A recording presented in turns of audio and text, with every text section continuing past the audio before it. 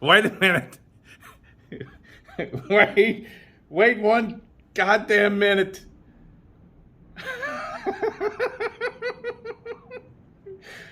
uh, oh, look, I'm flushed with embarrassment and happiness as well. So this is video about the MS-170. Couldn't get the, well, I mean, it ran. It just always ran like crap, and really unimpressed with it. And then all of a sudden it just stopped running. And it's still, it's got really low compression, only about 100 PSI, or 100 pounds of compression. Anyway, so I've had a couple people asking me, did you figure it out? No, I ain't figured it out. All this stuff. Well, in the video, I say that I put an MS-250 carburetor on it.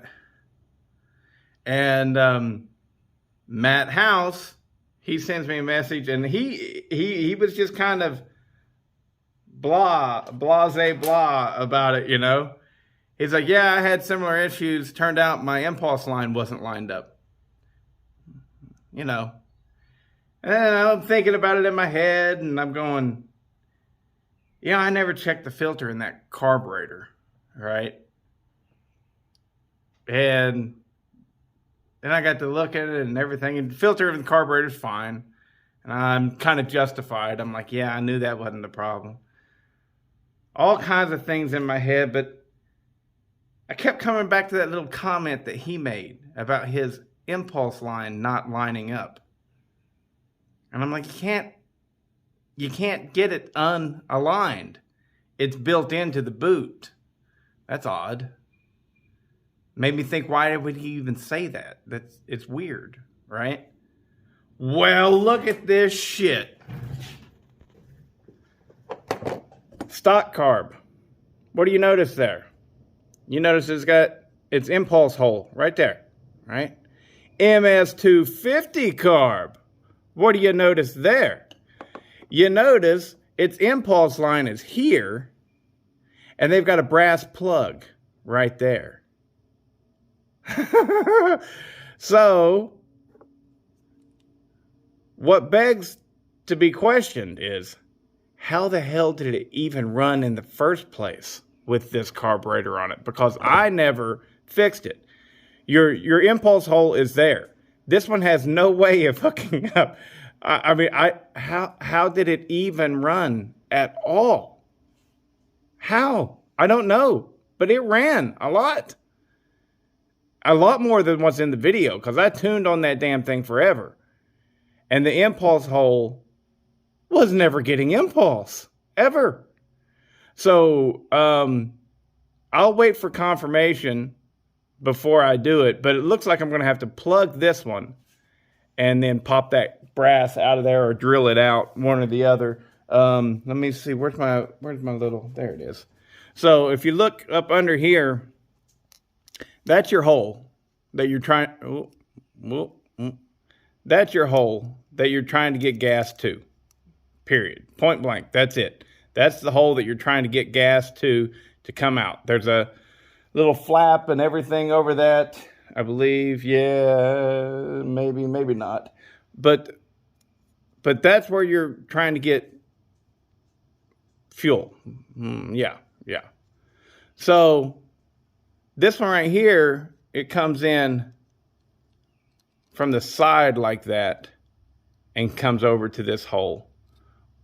I'm going to have to drill this out, plug that with some JB weld, and then I'll have my impulse flow. I believe that's what's going on. Let's check. Let's check real quick. Let me show you how I check the passages. Okay, I got me some little cleaner here. I'm going to go in through what I know to be the MS-250 impulse hole. Now it should squirt right up out of this hole right here. Yep. So that's all I got to do.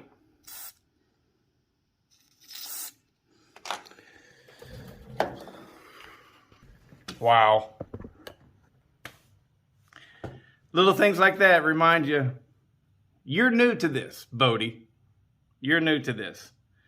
So yeah, I'm just going to have to plug the MS250 impulse line and drill out the impulse line that will work on an MS170. How the fuck was it even running? How was it even running? Because you look at, here's your boot. Here's your boot. All right, you can see if I do this right here, maybe you can see.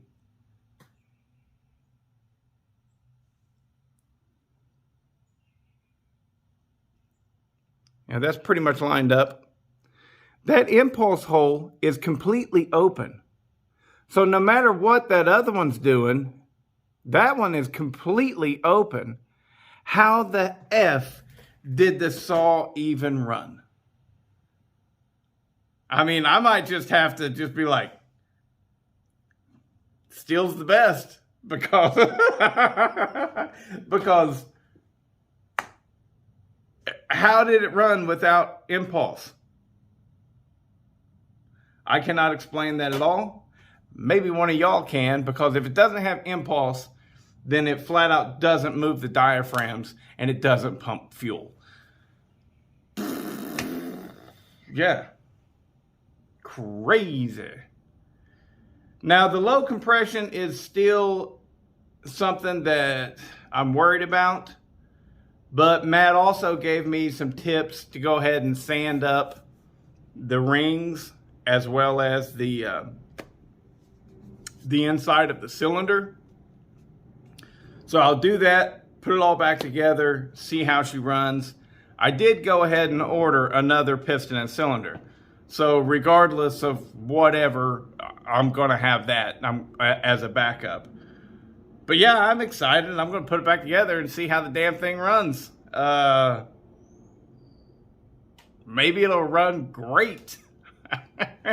I don't know. But yeah. Crazy the things that you run into.